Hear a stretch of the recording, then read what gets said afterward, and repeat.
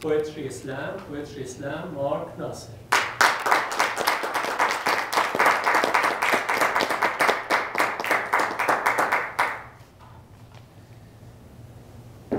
Good afternoon, everybody.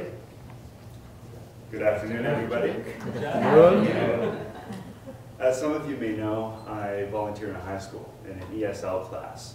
And a few weeks ago, I was asked to go around the class and look at my students' poems, because they had to write poems about social issues. And I was really impressed. And I got to thinking, could I write something like this? I don't think I can. For me, when I write poetry, I always face an obstacle. That obstacle is I'm always bogged down by the structure of language. A real poet, to write a good poem, has to learn how to not let words get in the way of their ideas. And that's always what seems to happen with me.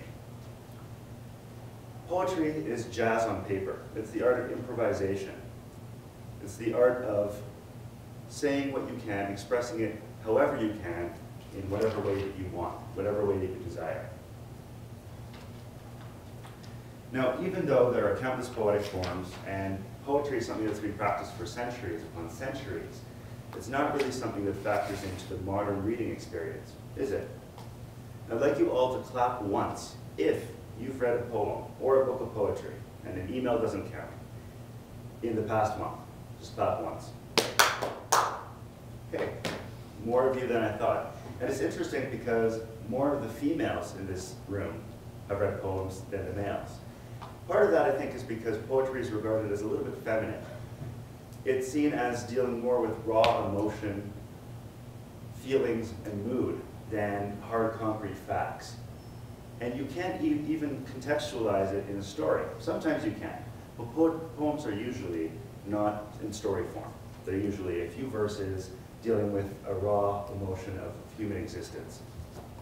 So it's looked upon as feminine, and I think also a lot of people think that it's a little bit outdated. So that's probably part of the reason why we don't really read it as much as we should. And another thing is this idea that a lot of people look at poems and think, oh, there's a bunch of words just thrown together haphazardly, and there's no rhyme or reason to it. Anybody could do a poem, people think. But that's not exactly true. Poems are like notes in a song. Okay, the words in poems are like notes in a song. Every note in a song on its own is dull, insipid, but together it has the potential to create something really beautiful. That's exactly what poetry is. Poets have to choose their words very carefully, as you'll see when I read you a poem very soon. Now, one common misconception about poetry is that they have to rhyme. Poems have to rhyme, and this could not be farther from the truth. Rhyme is indeed a very useful poetic device, but it's one of many that can be used at the artist's disposal. Now I'm going to give you 3 more poetic devices, and I want you to pay close attention because you're going to need to remember them later on. Okay, number 1, alliteration. Alliteration is the repetition of sounds at the beginning of words. For example, the fat flowers flourishing. Now a lot of you might think, oh, how can flowers be fat? Well, it's a poem, and flowers can be anything that you want them to be. Number 2, assonance. Assonance is a little bit like alliteration, but it doesn't have to come at the beginning of the word. It can be anywhere in the word, and it has to be vowel sounds. For example, my baby Haley lays in the hay. What sound is being repeated there? A, the Canadian sound, exactly. Number 3, symbolism, probably the most obvious to everybody. Symbolism is the use of an object or an item to signify a greater idea or a greater theme or greater meaning. One obvious symbol is the dove. What is the dove a symbol for? Peace, exactly. Good. Question number 2. How many of you, I would like you to clap twice, if you have ever attended a poetry slam? Has anybody here ever attended a poetry slam? Me neither. I'd love to go to one. Poetry slams essentially are visual poetry. It's like seeing a play and reading a poem at the same time. It's people getting together, and the presenter will actually read you a poem, and they present it the way that they interpret the poem themselves. Now I'm going to apply this technique to one of my favorite poems. It's called Stopping by Woods on a Snowy Evening by Robert Frost. And it's not going to be perfect. Please don't laugh at me. But you'll get a sense of how important it is to use visuals when speaking. Whose woods these are, I think I know. His house isn't a village though.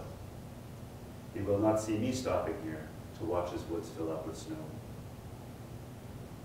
My little horse must think it queer to stop without a farmhouse near. Between the woods and frozen lake, the darkest evening of the year. He gives his harness bells a shake to ask if there is some mistake. The only other sounds the sweep of easy wind and downy flake.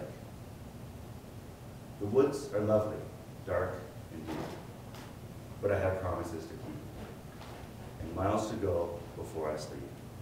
And miles to go before I sleep. Now you can see how a poem like that is made more effective by my actions, by my mannerisms. Body language is just as important, if not more important, than the actual content of what you're saying. And that's something that all of us as Toastmasters should keep in mind. And of course, another element in boosting the effectiveness of the poem is the poetic devices. What poetic devices did you hear in that poem? Sorry? Repetition.